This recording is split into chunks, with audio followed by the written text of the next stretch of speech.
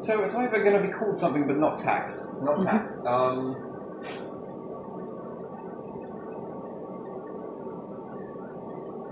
I don't know. But again, international profit pot. It's. Play around with that. New word, but not tax, but it acts like one. Yes. Yeah. So here we go. So we got farms underground. Yeah.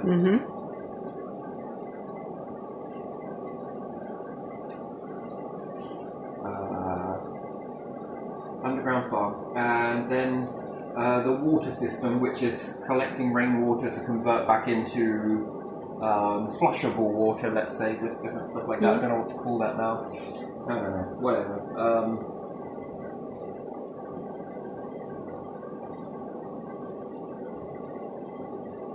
We're just going to call it rain flush for right now. So here's the idea. This is not the idea, but it kind of is, right? So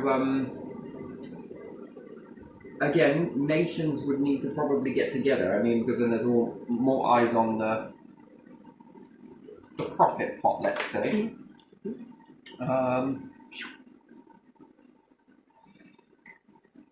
So let's say if there was a international health service, which there could be, and this takes a percentage. Now, the international being that it's if China is focusing on something over there, Britain is focusing on something over here, EU is focusing something on there, America is focusing on something over there.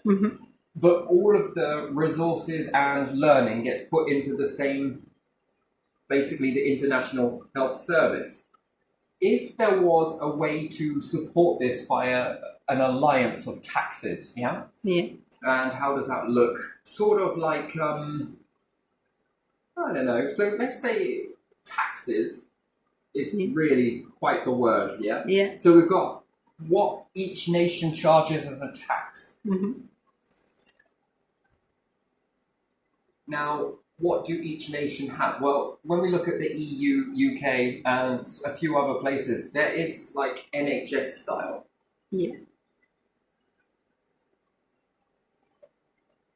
Now, always being the first person to do something usually opens the floodgates for more people to want to do it. And then you have this evolving from one form into something new. Yeah? And I think that the younger generation, mid-generation will be all in for this. And when they do, they will then begin to challenge to see how far they can push the bar on what profit looks like for personal profit. So you got personal profit, which goes in your pocket.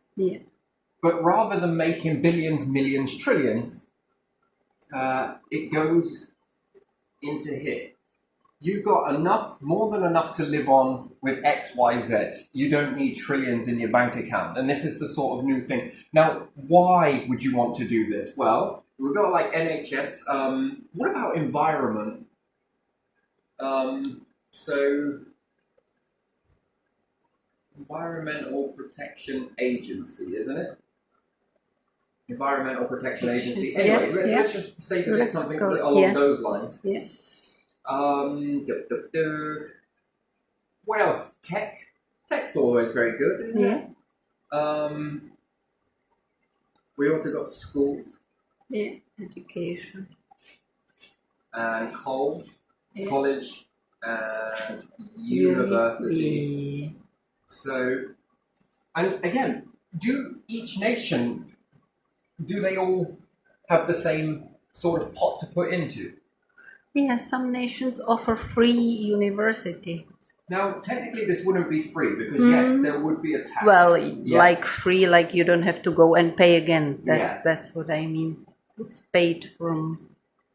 Now, let's say that there was like an investment, the investment would be from the tax pot, which sounds really weird, right? It also sounds fraudulent if not used in the correct way, So, anyway, so let's say if we had the rain flusher system where you flush water away, it collects rainwater, you flush this away, and you were to charge less than what the grid would charge. So let's say all governments put it into law under Environmental Protection Agency. Yeah. It comes into law that this would be rolled out, that this type of thing would be rolled out. As it's then rolled out further and further, you take this where the rainwater collects down on your house, let's say, whether it's a block of flats, goes into a gutter, and then underground somewhere, anywhere, it doesn't matter, even where you dig up the road. Let's say if there were, this would need some level of reinforcement across the top to allow cars to safely travel over there. But these would go where there's a drain. Yeah. These would then fill up with water that can then be back pumped back into somewhere where you can flush your toilet. Again, should be safe enough to put into the toilet. It will need to go through several filters. These will need to be changed out. Yes, yes, yes.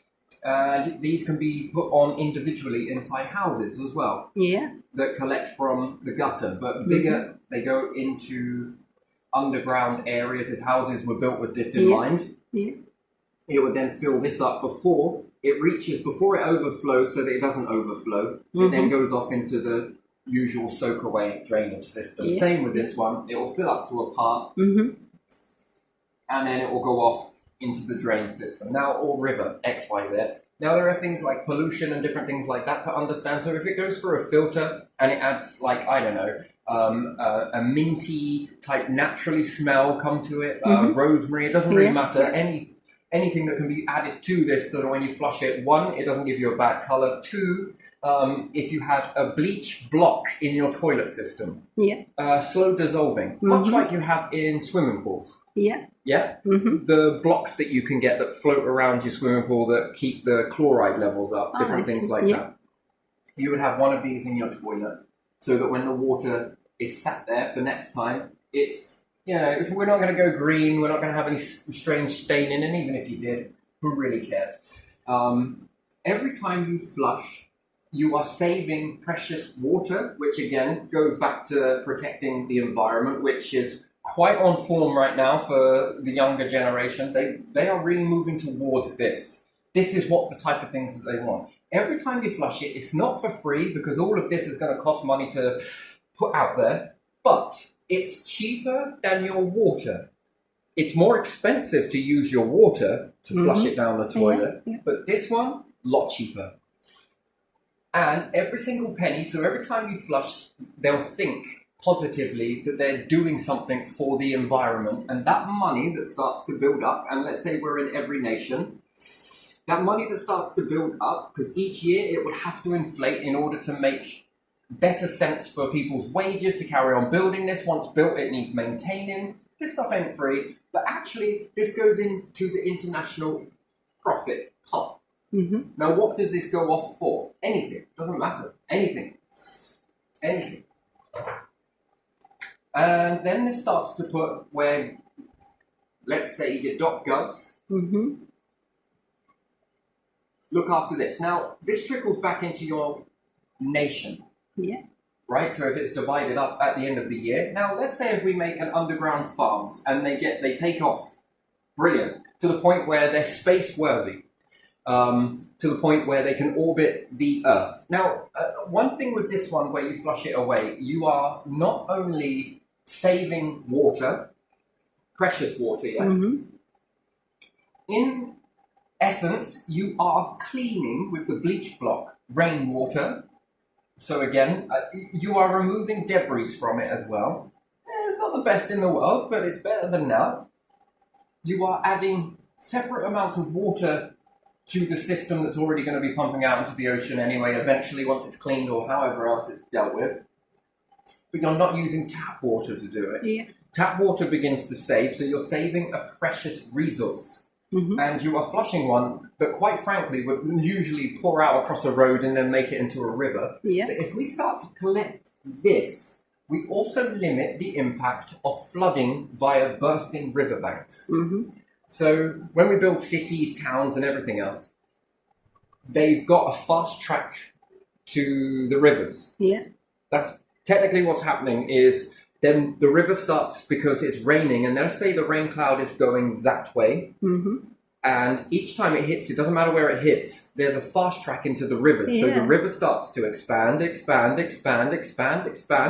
And if it's moving with the rain cloud, this is when it will burst its banks and it will cause a terrible amount of carnage. Yet, if we staggered its ability into the river, so that it'll have to fill these up, everyone's flushing these anyway, so they're going to run out, yes. So it will be a hybrid system in the beginning, because perhaps we might not have the big enough containers in the beginning to absorb the amount of rain that we want to collect and use.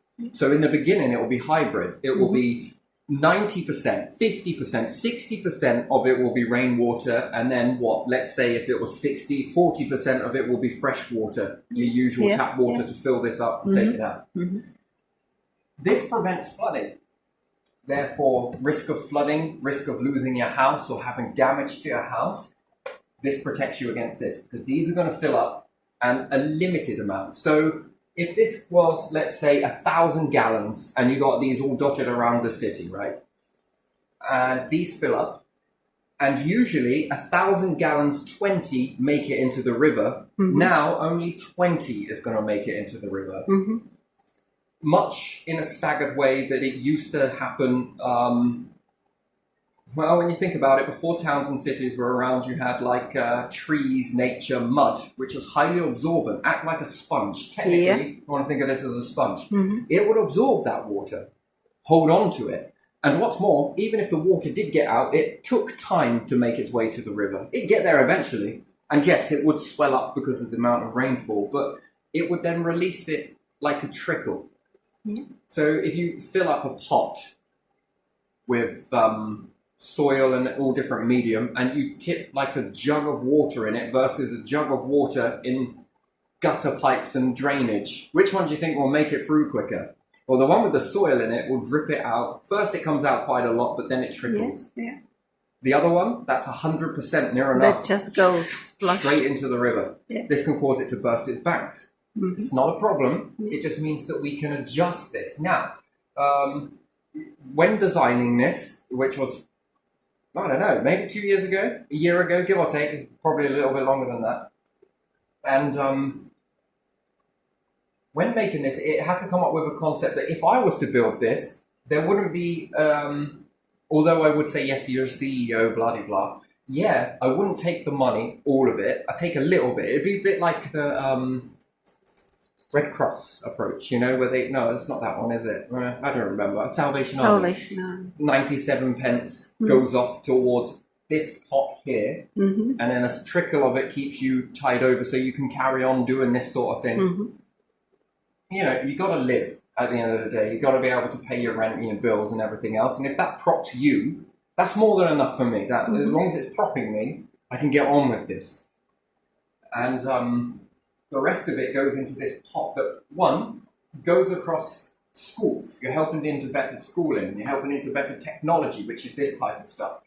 And if you segregate a little bit, there's enough money for people to take into, to follow this type of, you know, you can take into this as long as you meet the requirement. One, profits go into here, maximum profits go into this. You know, you could say two, it's got to be something that gives back.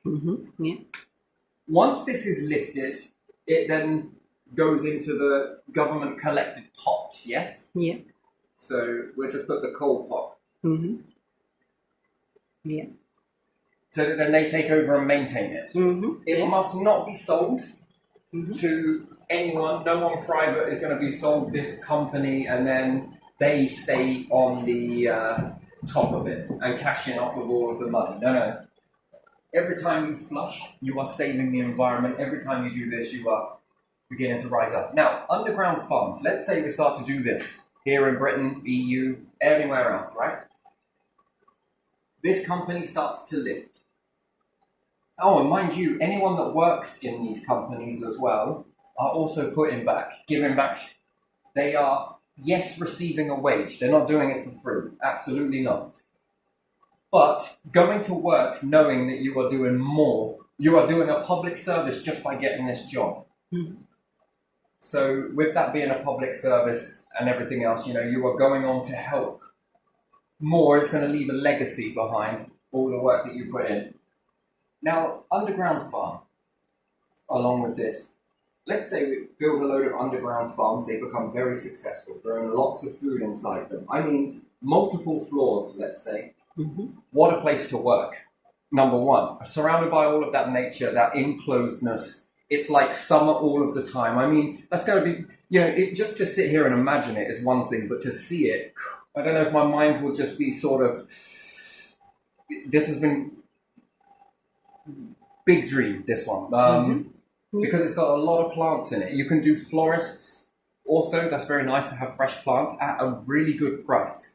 Now, let's say you get food in these. Yeah, and you can build them quite big underground, above ground solar panels, whatever. Personally, I built solar trees. The solar trees were, it's just a part of, with the wind turbines at the top here. Nice. Oh. You got solar trees. Nice. Anyway, so not going to sit here and draw all of this into too many details, although I might. Yeah, go on. Anyway, so you've got these solar trees, they look really nice across the landscape. Beautiful. However much energy is being generated from these goes into functioning this. So you're almost hybrid. So part grid,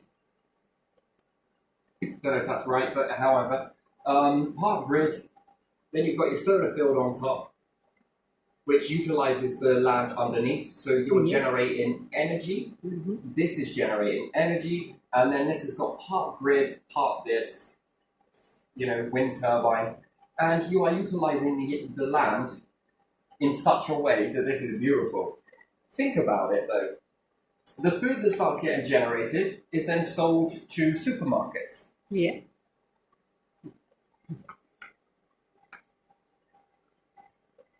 If this is then sold to supermarkets at a cheap ratio, because it was, let's say, if you're American or if you're European, I think that's how I pronounce that, Australian, whoever joins into this, China, because you've grown it locally, and if there's one of these in each town, eventually it starts off small, but it accelerates massively.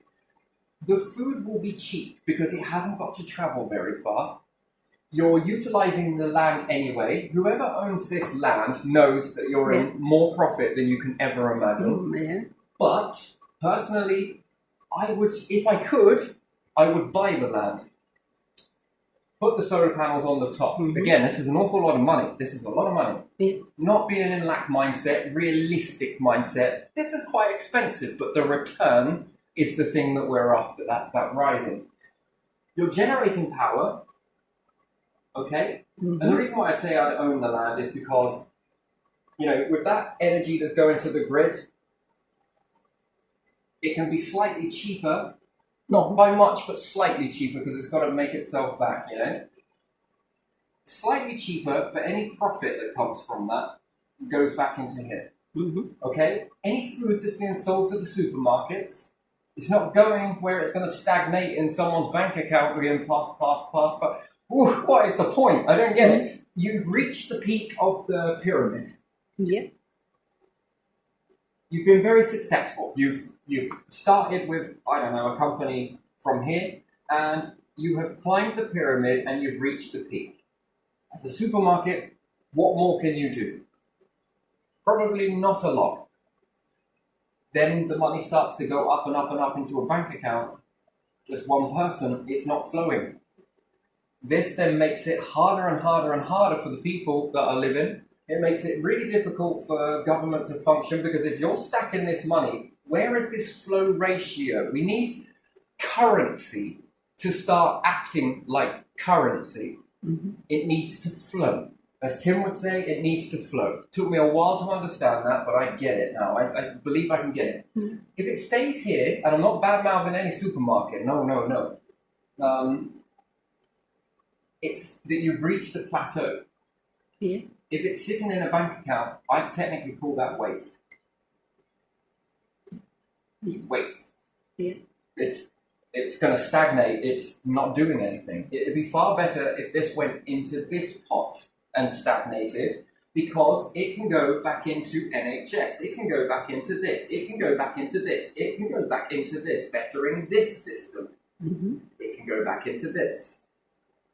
And what's more, it gives you more opportunity as a nation that we keep this marginalized, that every time you flush the toilet, every time you buy this certain product from a shop, every time you get this, you are doing more for the environment. How? Well, if you're growing here in the winter, nothing's going to grow on top of the land.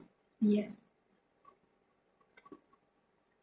Over that course, maybe it will, but you're going to grow far much more. And think about it, the space and how big these are.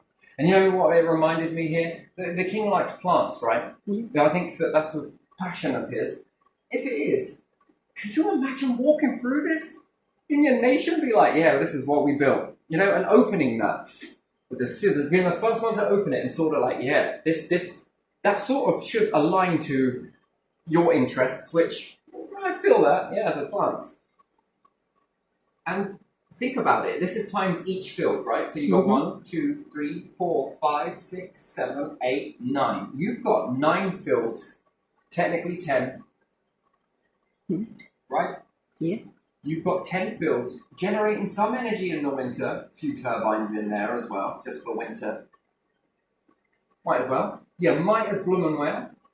So you're generating a small amount of energy, but still, it's not burning anything. It's not polluting anything. And you are now venting O2.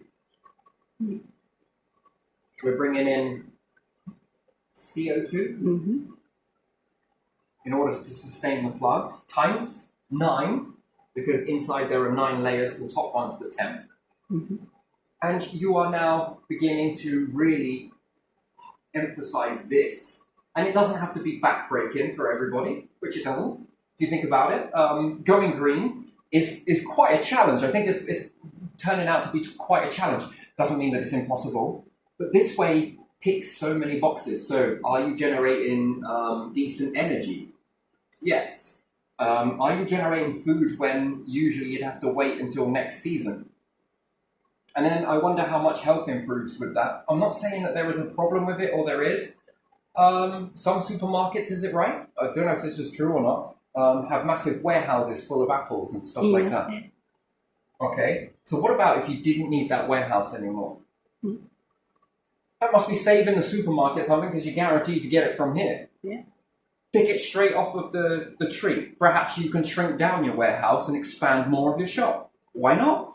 I mean, that's where your profits lie and what you do. Nice. But in this one, it could open up new shops. Let's say you've got some kids that are coming up, more competition. Cool. Some shops might not want to do this. Man, I don't want to go green. Okay, well, we'll find someone that will. In that aspect, there's always a way. And you are generating O2 all year round. You see, the thing is with winter and summer, thanks to NASA's, this is what I love about NASA, is the shared data. It's already international in itself, the way it shares data. When you've got that shared data, look at what you can create no matter where you are from it. From the more information that you've got, the more you can help the world. And NASA take care of collecting that side of it, which then goes on to help you build something like this, which then goes on and this is beautiful. This is many stars helping other stars, which then, and then if you think about it, NASA wouldn't be what it is if it wasn't for back in the day as the Mesolithic and all of the things that happened back then that evolved history to this point now, which then keeps on. It's beautiful, isn't it? It makes you feel connected to the past in this way. So, I can't remember the name of the probe. They sent it to monitor carbon monoxide, carbon dioxide, oxygen levels around the world over a course of a year. And when you got to see this, so basically each gas was designated a color, a different color. Fascinating. I like watching that. And it showed towards the winter where you started to see the purple. I think that was carbon monoxide. Another one was slightly a different color. Anyway, it doesn't really matter. And another one was carbon dioxide. Started to build up in the atmosphere towards winter. And then as summer began to come along again, then the oxygen levels, and you could see the gases being exchanged. Now, whether this is due to it's not just nature, plankton. I think, no, was it plankton? It might have been. Certain things in the ocean, blah, blah, blah. Yeah. Is there a chance that we can make that as well? But that could be for somebody else that could come up with this idea, have a team of individuals. I want a job that aligns with the environment. Mm-hmm. Oh, okay, then, fair enough. Mm-hmm. Does this open the door for us to be able to make steel? Because we're putting out this much oxygen. Yeah. Well, we most certainly don't want to go too much further into oxygen because we'll have a problem in the future of being too much oxygen. And then we have too much carbon, and we want to find the balance and try and maintain it. This knowledge is brilliant for space travel because in a spacecraft, the levels are going to need to be controlled, and that means you're going to need some levels where the oxygen and, let's say, the rotting down process is going to need to be triggered in biomes that are not connected to any overall ship. Mm-hmm. If the levels, for whatever reason, the population grew a little bit bigger this particular year whilst you're on your craft, and then that means that the oxygen levels are going to be slightly lower and the carbon's going to be higher, then you introduce this other biome. If you have multiple ones of these that are just, there's enough for it to grow and then decay, which then in its decay ratio releases back the carbon and then regrow again, decay, regrow, decay.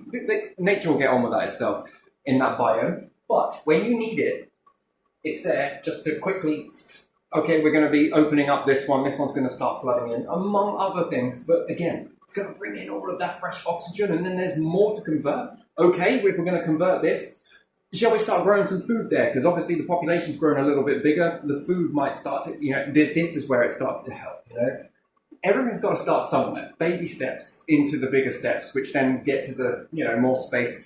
You're setting up the future. Mm-hmm. There's so many things that this ticks.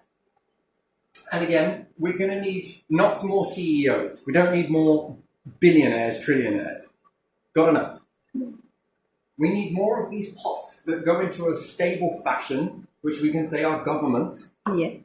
Put them into this pot where they maintain this. They become the architects of the ship, know how to run it, know how to operate it. But first we've got to get operating in a smooth sort of... Because in that situation, it's easy to say, you're all in it together. In this situation, it's so fragmented, it's easy to just sort of... Yeah? So coming together in this way, into this international pot, helps all of us in this. Which it could go a long way. So you're generating energy, nice. Not a great deal, but enough. Yes, you are also taking some energy to grow into this, which is nice. You then can sell this as straight from here to the shop, and when you take it, it's no different from you have just might as well have gone down there and picked it yourself. It gives great days for people to go out.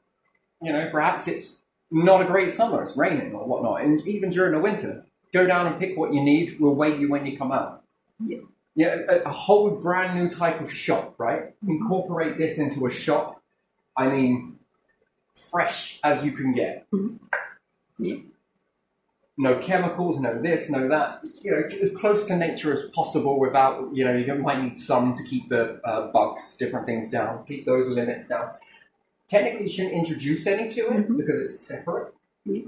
So this is great for the environment. This is great because you've got extra amount of oxygen. So if I've produced this much oxygen per year as a nation, I'm going to take 25% of that oxygen to go and utilize into making steel.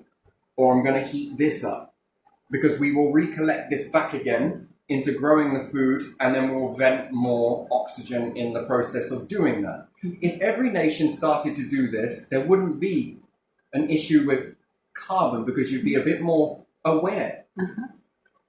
And finding better ways to try and transition the gas. So as close to burning stuff that would be easier to capture that would go on to benefit this. And sometimes we look at that as like a fire being from wood, releases, capture, release. There has been fires go on this planet sort of over and over from, I'm pretty sure, lightning strikes, triggered some stuff. I'm sure it's been... And then it burns and burns and then it regrows, burns, regrows, burns, regrows. So, we're in this cycle anyway, so... Now we're going to tap into that. We're going to tap into that. What you gave is great nature, but a bit unstable. We haven't got to worry about it being too hot or too cold. We can maintain each room, one slightly warm, one slightly cold, one slightly warm, one slightly cold. What else can you start to get grown in these different environments? This is where it's at for me. You know, energy, thrifty water, nice. Anything that's bought from the shop, straight put back into the pot. And then, does this go on to give you better paid doctors? Yes. Does it give you better equipment? And not just nationally, but internationally. Western Alliance, however you may want to phrase that. And, you know, you're not at the mercy of a company that wants to make profit. You're at, you know, when you go to school, we often overlook this. Government are not charging a profit off of us to go to school. Do you get what I mean? And the NHS doesn't seem to be charging a profit. Generally speaking, when we look at it, it's easy to get into the train of thought, bad government, different things like that, right? No, whatever. We can fall into that, but when we look at it, they're not CEOs. They're a collective of individuals that want what's very best for everybody. Well, that's what I believe, and I'm going through it. I'm going through that. So it's not all about profit. It's about what can we do good with this cash? Can we do this? Can we protect? Can we get this? Can we sort this? But it has a limit. This has a limit. And to be honest, it's a good idea in the beginning, but then when we start creating lots of CEOs where they hold on to their money, this doesn't work because there's not enough coming back in, and this doesn't inflate very well. The tax, I think it's because it's a very delicate thing to inflate, that every time you inflate it, that it's sort of, you know, every time you rise it up. But we're not realistic enough that this isn't growing with wages.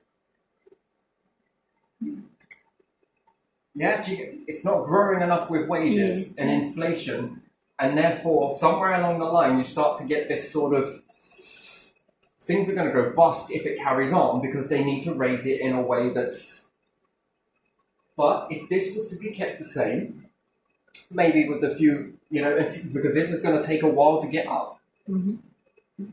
But with the money that it generates back in, rather than it sitting in, you know, like I say, my bank account, no, it goes into this. This frees up an awful lot of money. And then what about if roads, fixing roads? Why is having fixed roads good for you? Do you know why Romans put in roads? Because it's easy to travel. Easy to travel is one, but it has a very different fundamental root reason as to why roads are created. If you were a horse and cart, yes, back in times of Romans, I believe it was more horse and cart, and you were traveling through, let's say, for a forest somewhere, and you hit a root. What happens to your wheel? What happens to your carriage? What happens to everybody inside it? You break things. It also puts a lot of strain on a horse when it's running and then all of a sudden the carriage pings up because you've hit something. What about if you've got a boulder there? You see, it was far easier, cheaper to build roads decent than it was to keep on building you another car or for you to go and have a repair built. You think about that for a second, because at the end of the day, the mechanic needs to be paid more than minimal. Engineer ratio, 45 quid an hour. That's before we even start talking parts. Then how long it's going to take to get that fixed. You know, it's far cheaper to fix your roads than it is to go and get a garage bill. And then it ain't just you that's getting that garage bill. It's you. Now, once again, you don't want to pay more on tax to keep up with inflation, but you're more than happy to keep paying for new tires, drive shaft. That's very expensive stuff. That's time, labor, and everything else on top. Plus parts. You're happy to pay the odds in bills. plus you've got to pay the CEO, plus you've got to pay the rent, plus you've got to pay the garage. Do you see how that is far worse? Yeah, it is. But yet, if there ain't enough money in the pot, well, then who's going to fix the roads? No one. Then what happens? Cars get destroyed very quickly, and then you have to be through car after car after car, wheel after wheel, tire after tire, suspension after suspension, shock absorber after shock absorber. We can keep going. We can keep going, drive shaft after drive shaft. Just keep going, because that's the strain that it puts on the engine and the parts that are necessary. But if there ain't enough money in the pot and this goes bust, who's going to do it? The garage? The CEOs of the garage? No, I don't think so. The mechanics? Oh, of course not. That's sweat. That's blasphemy, that is. Fix the roads. What did you just say about my profit? Right? Maybe next time. Yeah, never. Never. Next. Never, Right, so, ever. Yeah. I'm not saying it's bad, but No. again, we've got to draw the line with that, right? But if things don't increase, because again, to pay someone to put in roads, is it okay to pay someone under minimum wage? By the way, all of you workers that are doing these roads, you're doing it for free because we can't raise taxes. Can I have my P45? Fuck that, I'm going to go and be a mechanic. Right? So somewhere there's a fine line between it, and it often gets such a bad rap, and it does, because I've been there myself. I like to whinge about it too, you know, a bit like the weather and just some other things. But yeah, this is just part of human nature, but at the same time, we've got to be realistic. So is there a way that we can maintain this, keep this so that it is going to be realistic enough to inflate? Yeah. Why, yes, things like this. Because this is going to inflate. And when it does, by the time it's passed on, this pot is passed on, and these have paid for all of the construction and everything else, and with you paying for it, could you imagine that? When you go to eat a meal, there's such a feeling that you are eating food that is looking after the environment with every bite. I mean, how much more enjoyable is that? It's fresh. That's a good... It's producing an awful lot of oxygen in the winter. You haven't got it from a warehouse. Now, does this make a difference in flavour? I'm pretty sure it will. Is it going to taste better? How does my health look after that? Yeah? I'm not saying that there is a problem with this or that. How much more longer would it last after you've bought it? It's fresh longer.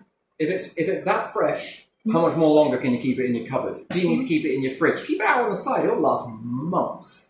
Right, it does, if it does, it probably won't, but you know, you can always hope. But again, that fresh, there isn't fuel to travel this food from here to there, to there, to here, from over there. This makes farming much more, it takes the pain in the butt out of it, to be honest, because you could get AI to do this and even know when to harvest it and maintain it, and also it could do it, I wouldn't say better, but it can have all of the sensors in the right place where all the plants are growing and know when something starts to dip, a pH level or this, that or the other, you know, the nutrition isn't great in this soil, and it can just go there straight up, find it, this is block 1-6, make it like a chessboard, and then further out into cubed chessboard after the next one after. So one chessboard versus one the opposite way versus one the opposite way. Yes, and all the way out. And the machine, if it's run there, it could just go there, know which one to go to based on the sensor, give it the nutrients it needs, and off it goes. Oh, this one's drying out a bit. This one is too wet. Okay, something out some of that. You know, it's a bit more quicker in that way. Yeah. It'd be nice to go and harvest this yourself, to be honest, you know.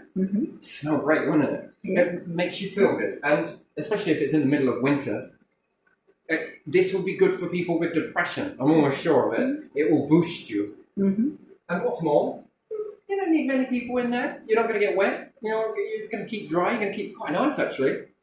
It's going to feel like summer all year round. This is the type of thing, and then every time you buy it, it's putting back into the pot.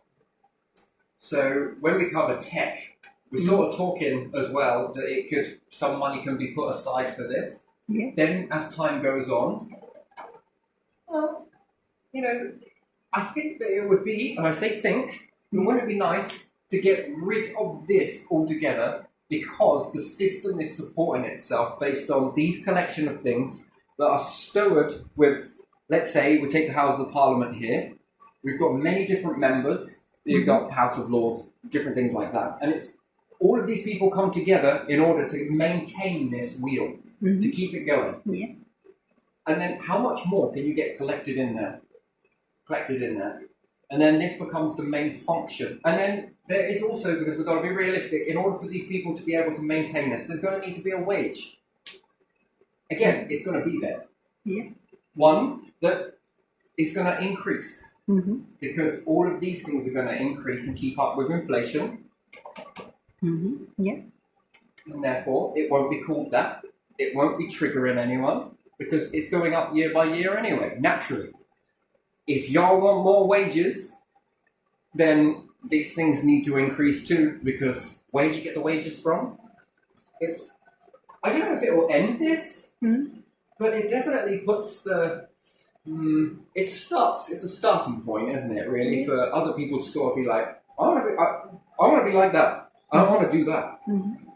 What did you get? Yeah. Well, I decided to do better. Okay, share it with me. Well, I like this. This is going to be good. I did this, this, and this. Ooh, that is incredible. And I also put this much into the pot as well. There could be a little bit of ego on, sort of who's putting in what to the pot. I mean, that can be fun, can't it? Or which company, I don't know, maybe not. And then it could inspire other people to sort of be like, I want to get the thinking caps on, and then slowly but surely, this gets us to space. Yeah. Because the one gas that we need to collect from space, do you know what it is? Everyone says oxygen. It's not true. It's carbon. We need carbon. Ain't it no good sitting around Mars? It ain't doing nothing. Ain't no good converting Mars gases into oxygen because Mars is venting. There's nothing to hold on to this. We need it. What do you need it for? The whole Earth needs it. Because we can then start to convert this gas. When we think about it, when we think about carbon, it's got a bad rap, and it does. Too much is a bad thing. But yet, if we're able to collect it from Mars, let's say, siphon off of Mars, and we've got a compressed rocket full of gas, which is carbon dioxide, predominantly. We want to let go of the hydrogen, but we want to keep the carbon dioxide. Let's say if we take that rocket full of carbon dioxide, and then we connect a module to it, we can grow plants that will then convert parts of that gas into oxygen. So you need two rockets. Either side of this one module, right? This is just to get you thinking. And then the CO2 trickles in, nice, among other gases, because it can't just live in CO2. Perhaps it can. Maybe it could evolve to do that. But anyway, that's thinking out of the box. Let's stay in it. So the carbon comes in, the plants begin to grow. Nice. They begin to exchange this gas as they do. And then you start to convert that gas into oxygen. Yeah. I mean, that's interesting, isn't it? Isn't that very interesting? And then what could you now do with that rocket full of oxygen?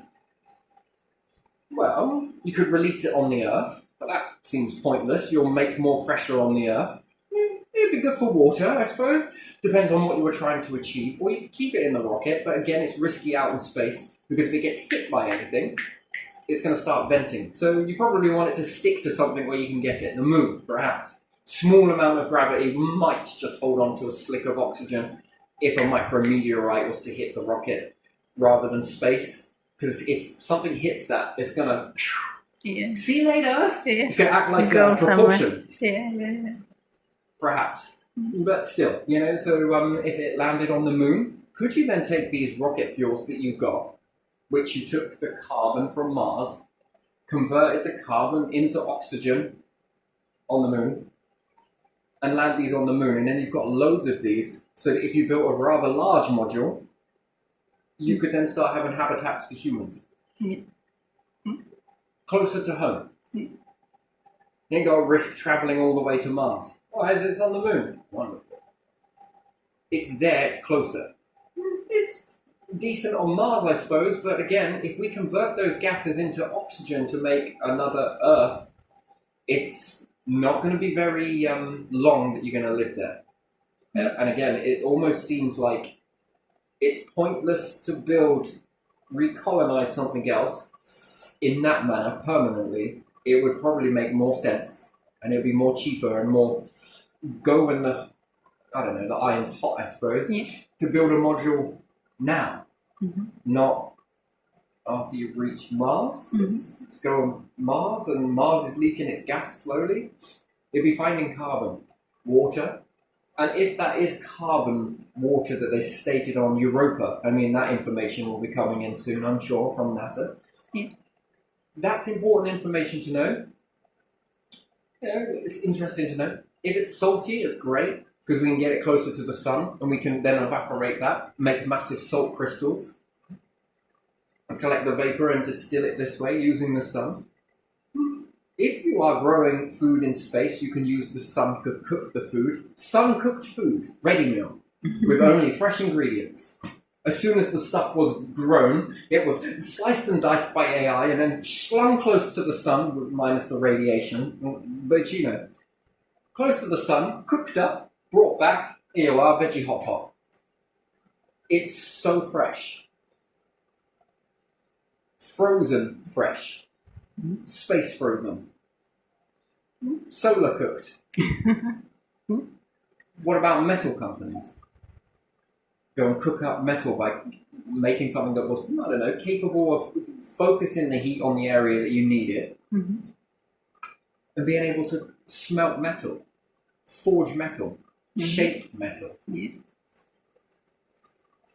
Saves you an awful lot of that for oxygen for welding, I suppose, welding these pieces together. Yeah. That's interesting. What about pressurizing gases?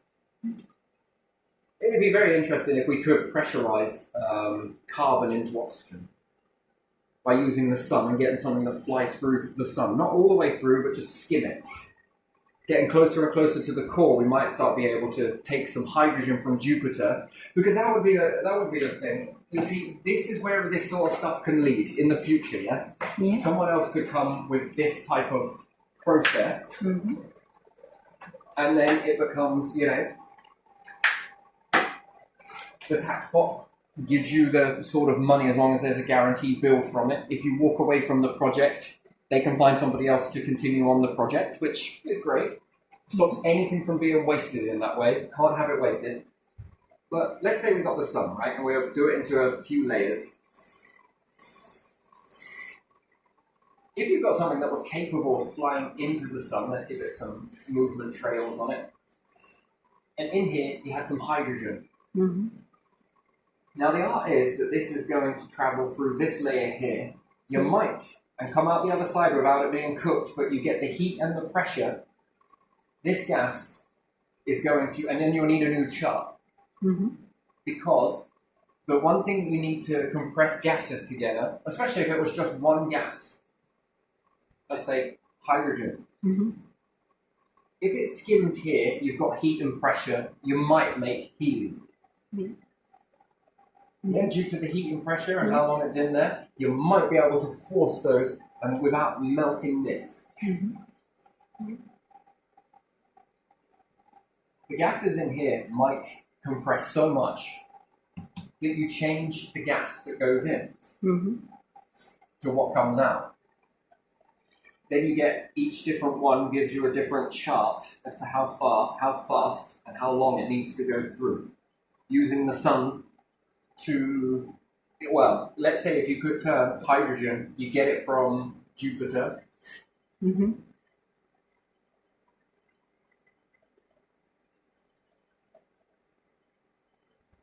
Take the gases from Jupiter, fly it through the sun, and convert that into iron.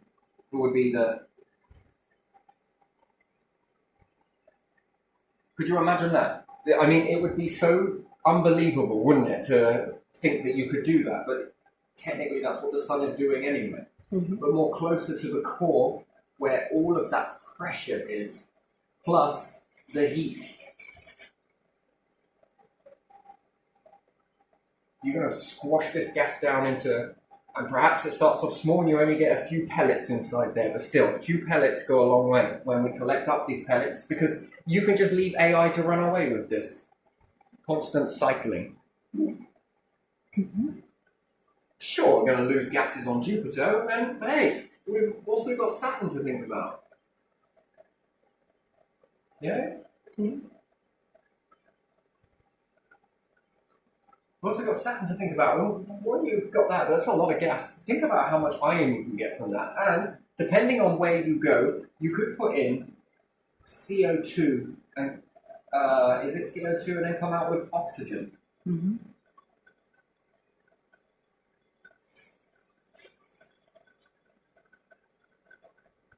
Because you've got the pressure. When you look at the periodic table, yes, you'll notice that there's two more before that, I think, maybe one. And then you reach oxygen from carbon. From carbon, yes. Yeah. There's one more before it, I think. I can't be sure. Anyway, I have to refresh my memory. The point is that this is another way on top of plants. This is another way. Anyway, because it's all to do with heat and pressure. And even if it screws up the outside, it doesn't matter. And then how fast does it need to go in order to make it through all of that? I mean, how strong does it need to be? I think speed is something. Who knows? If it goes through so fast, it's like, I noticed something when someone was making with metal, yes? Yeah. And they were tipping this molten metal. And this person was like, do you want to know why we wear gloves? And he smacked his hand through it and showed you that it didn't burn. Due to the speed, or they said something to do with the resistance on top there. But I still think it's got something to do with the... We want something similar like that. Because it must feel heavy when you run your finger through that, compared to water, compared to that. That must respond quite differently because of how dense it is. Okay, it's molten, but still... It's got a density that's more, so if you do it with honey, it's going to be, you know, compared to water, if you're tipping them, one's going to be, you're going to feel it. But we want something like that. Just enough to go in, come out. We want the pressure. It's going to come out compressed, whatever this is, but if we can peel that away, what's inside the, basically we'll be making nuts. Crazy, really, you know? You've got to peel away the shell. But even still, if you know that there's iron in there, why not? That's worth it. Or if you made something that could, I don't know, be melted, or, I don't know, again, future, very future, to be able to compress this. Maybe it's easier on here to get something to go through. It's a long way after all, isn't it? And maybe we learn that it's got something to do with magnetism, it's got something to do with the heat, it's got something to do with the pressure. It'll never be the same again. This is then when you know life's more guaranteed than it is on your own planet, let's say. And then what else you can do with that iron? Can you get different metals? Can you get different this and this? It'd be interesting. If you could do it fast enough with a piece of coal, can you make a diamond? There's the question. Not that you would want to make diamond, but, you know, well, you might, because it's very strong. So, and again, could you imagine a diamond forged in this manner, but in a different shape to what it takes when you see it? I know they polish it down, right?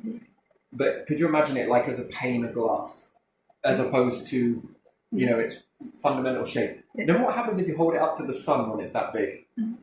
Can you make a laser? What type of magnifying glass does it have? Is it better or worse? Does it refract more? Is it good as a mirror? What does it do? How does that...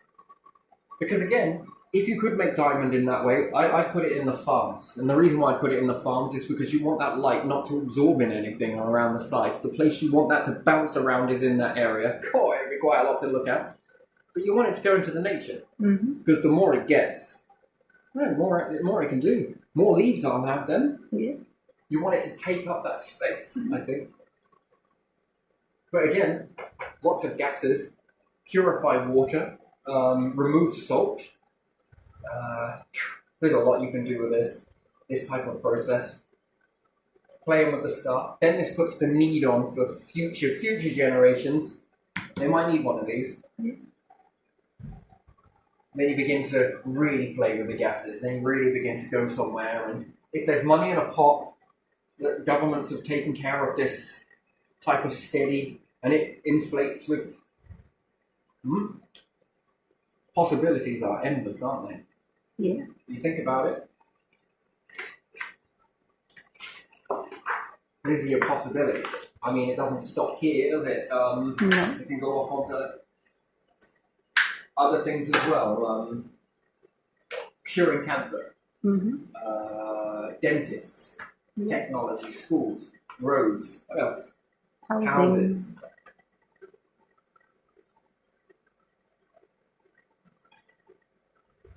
Impressive. Look at what you've built with coming together, and look how many houses you've built.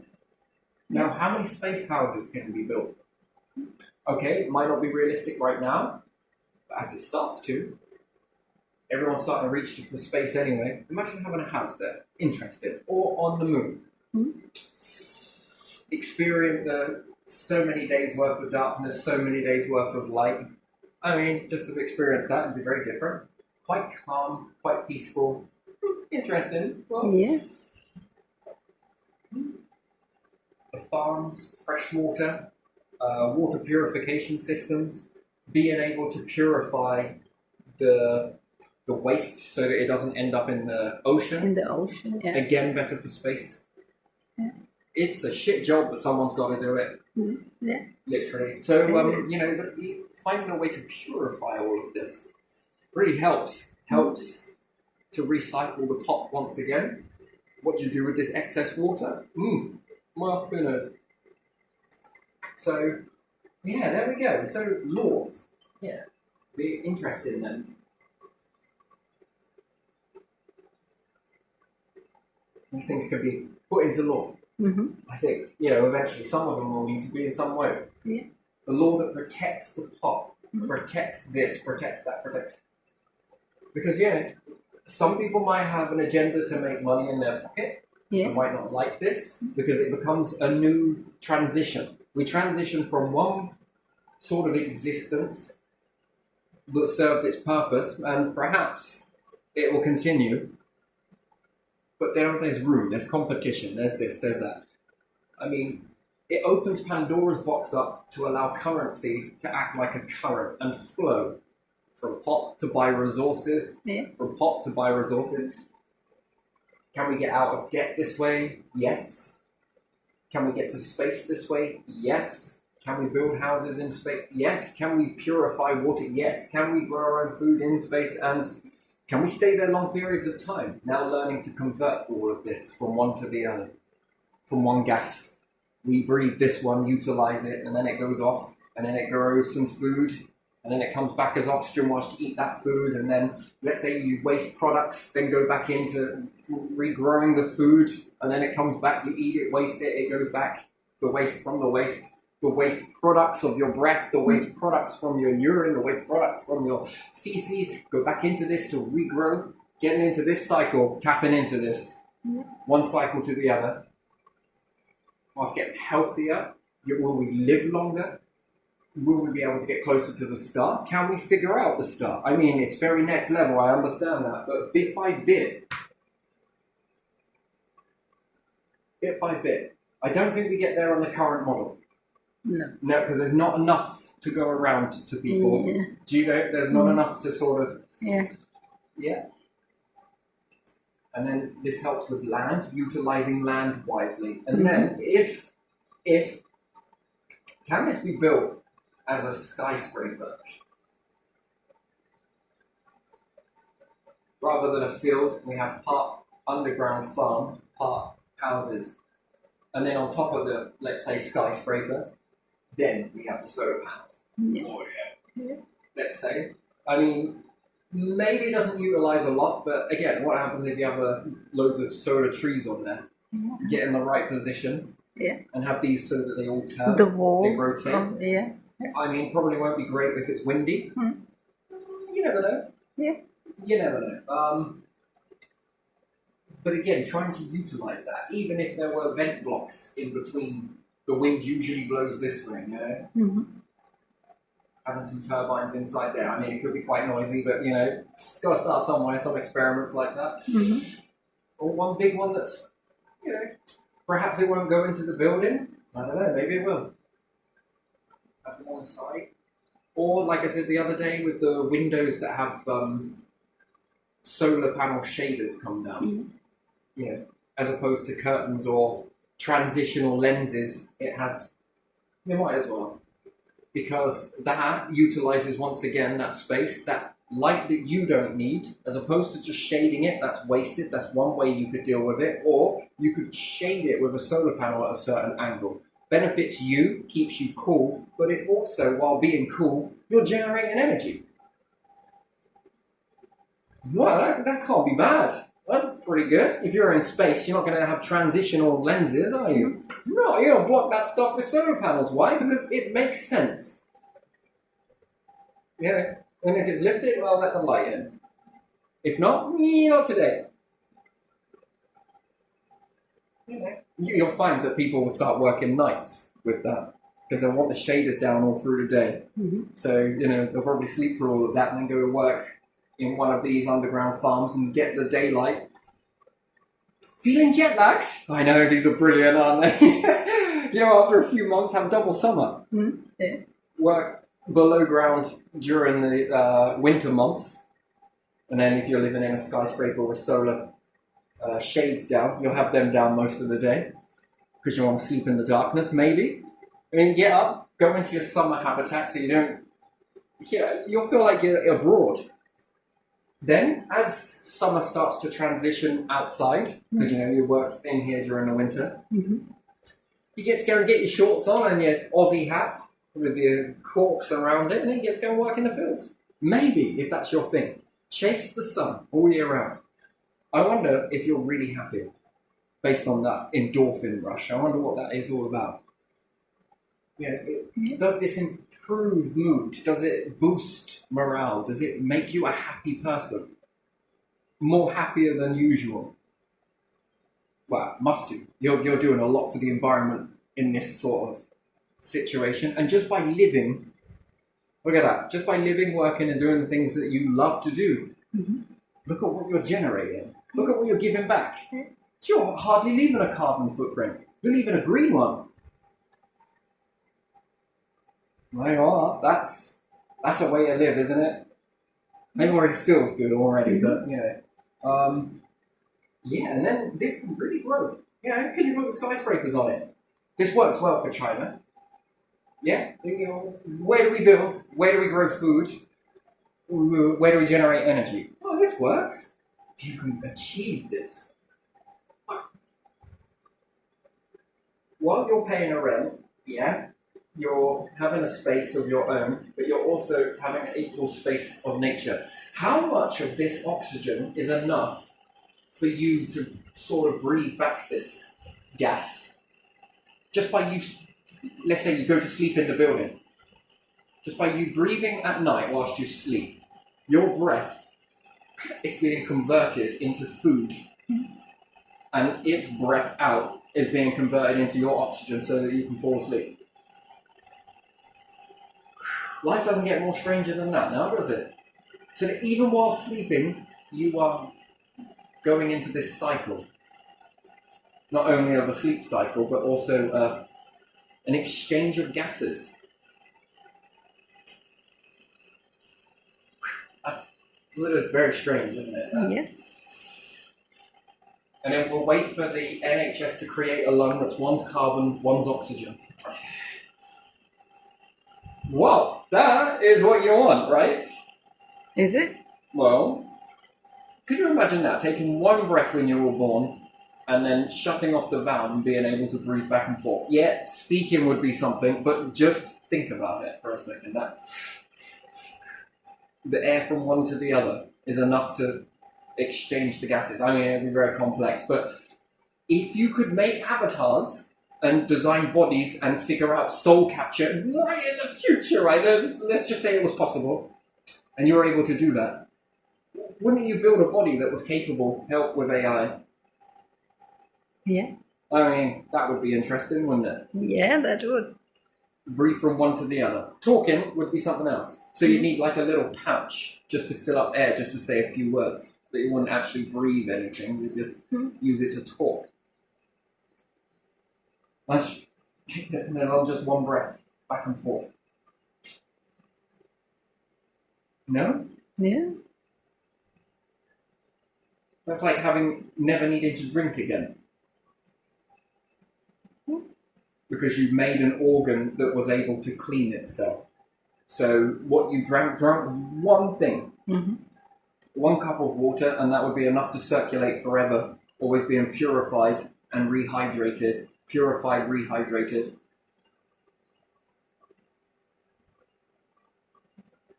You know, real intelligent life that moves forwards. Could you imagine if any beings out there have ever cracked that already? I mean, you got to have hope, right? Or is it hope? Faith? That's where intelligence is. Could you imagine that? Never needing to ever drink again.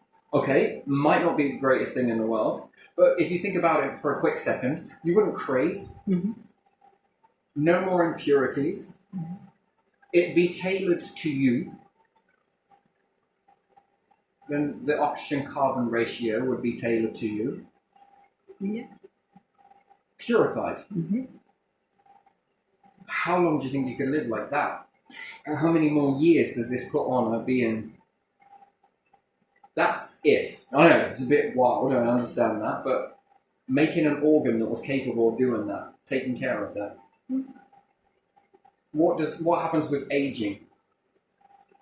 You know, you got one for your blood.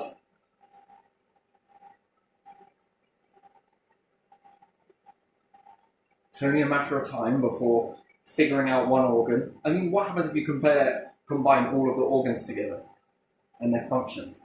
Not to combine them together, but to do different tasks. You know, you could find out that a liver could go on to purify, you know, if taken, have one. Okay, right, we'll grow this one. All right, got this one grown. But it also works really well purifying moisture. The double liver goes in. One drink, that's it. It purifies. You're always quenched with thirst, no matter where you go. Okay, you might lose it when sweating, I understand, but would you sweat? Would you need to cool down that way? Could you find another organ to then cool you down to stop you from sweating? Incorporate it into this organ. You know, that's where it goes with technology. If you can crack it and figure out how to grow an organ. And let's say if technology is getting closer and closer or evolving towards that, that's very interesting. Never need to sweat, never need this, rah. Okay, how does that test out in the field then? What happens if you're in a desert or in a cold climate? Is it enough to exchange? Does it just wash through faster? How does it all work? You know, they're getting these questions, trial and error. But imagine being able to master that, no matter how long you walk through the desert. As long as you kept up with food. That would be an interesting one, but again, I don't think you would be able to recycle the food. It's possible, I suppose. Nothing is impossible, because if this is possible, that's possible, and then it's, you know, because again, in the future, if this goes off towards that way, you'll have people trying to think up new organs that have new things, new tasks in the body to do. Well, I made this. Oh, can I have one? Yeah. Waiting list over here. Yeah. Or no waiting list, just walk in and just, beep, I want that one. And then robotics are able to do this, and this. Futuristic, but if it goes that way, and you're able to grow, scientists say they can grow meat in a lab. That's one step toward it. Yes. So future geniuses will look like people that can think up organs and functions of recycling. That's where it'll go. Does the future look a little weird to you or not? Yeah. Yeah, go back and tell hunter-gatherers about all the things now. Do you think the future looks a little bit weird to you? Yeah. They all say the same. Yeah. Every single one of you will say the same. Yes. Do you mean to tell me that they fly? Yeah, in aeroplanes. What? Yeah, loads of them go in there and fly. Let's make him a pyramid. No, I'm just kidding, but you know... it would be a strange thing for them to grasp the concept that that's where life would go. And some of them, I think, would be like, yeah, fascinating stories, right? But it's where it goes. Life. Learning, discovering, creating. Yeah. Yeah, I'm going to leave this one here because if not, I could go on for the rest of the day, but I got some things to do. Anyway, it's been fun. This has been awesome.